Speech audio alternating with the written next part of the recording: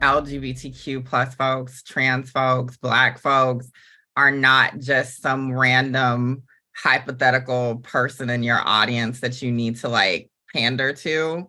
It's understanding, I mean, hopefully that you actually have those folks internally.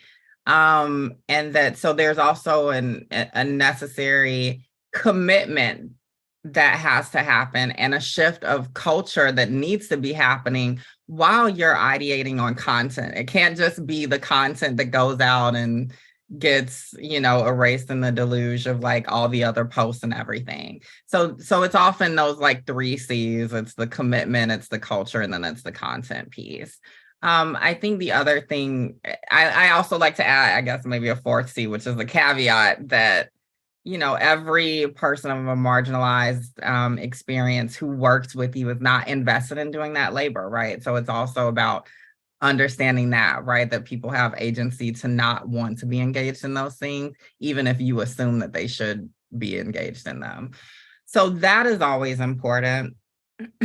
I think right now, of course, we're seeing with, the Target issues or the Bud Light issues, I think there's a new conversation that has to happen around, again, if those other C's are addressed before you get to the content piece, then you should be able to kind of weather the storm of any kind of bigoted backlash, right? But if you just throw the content out there without kind of a deeper understanding of why it's important to show up for trans people or for the LGBTQ plus community, then you're susceptible to just make decisions like we're going to pull a line, right? And that's going to impact LGBTQ plus creators that you brought into the mix, that you were actually trying to change the material conditions and lives of.